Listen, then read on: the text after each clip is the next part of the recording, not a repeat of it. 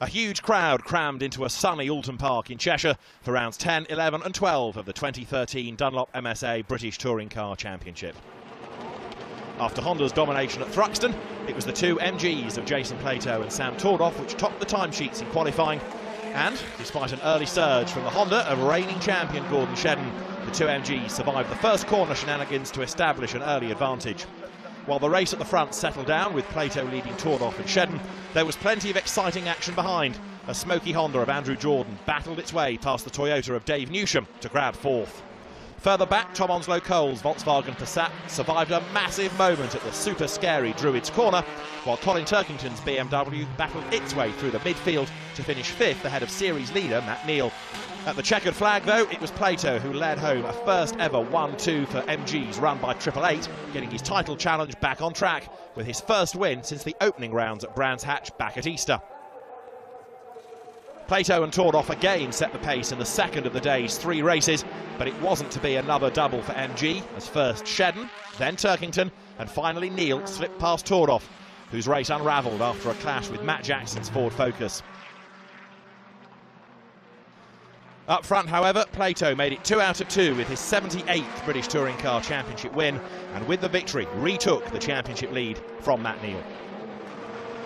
Race 3 was a real cracker, with the top 10 finishers from race 2 reversed on the grid. It was the fast-starting Audi of Rob Austin that grabbed the lead as the lights went out, with Jeff Smith's Honda in hot pursuit. Austin bravely fended off Smith as Plato's dreams of a third win went up in smoke. Shedden then suffered a puncture to drop out of contention, a victim of the torrid midfield battle that raged as the faster cars tried to scrap themselves to the front. Eventually, Smith passed Austin, as did the hard-charging Jordan, Turkington, Adam Morgan and Neal. With just a handful of laps remaining, the two Pertec Hondas seemed on target for their own 1-2. But then Smith got it all wrong, letting Jordan and his pursuers through. So, after a frenetic race, victory went to Jordan from Turkington and Morgan, who just managed to fend off Neal for the final spot on the podium. When the dust settled, Louise caught up with Andrew Jordan. And it's always good to end a race weekend with a nice trophy in your hands, isn't it? Yeah, it's a nice positive to take forward to the next round. It gives the whole team a nice little boost. Looking forward to Croft, what are your thoughts going into that race? I love racing at Croft. You know, the locals always come out in great numbers and offer us some great support, and it's a very fast circuit, very challenging, but equally with some very tight, twisty sections through the last sector. So it's challenging for a driver, it makes for good racing, and the last hairpin always makes for some touring car moves. What's the biggest challenge that you face there? Probably the high speed through the Jim Carcasses into Barcroft and into Sunny, and that's a very challenging section for myself or any other driver to get enough speed through there without losing the rear into Sunny in. So it's a very technical section, but that's, you know, me and probably all the other drivers like that sort of thing. How do you think your car is going to handle there, and who do you think the biggest opposition is going to be there?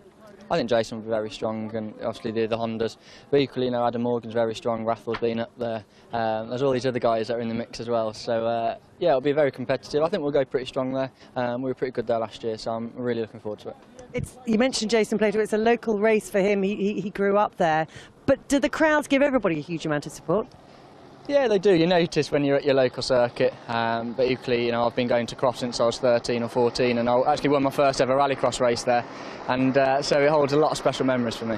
Great stuff. We look forward to seeing you there. Cheers.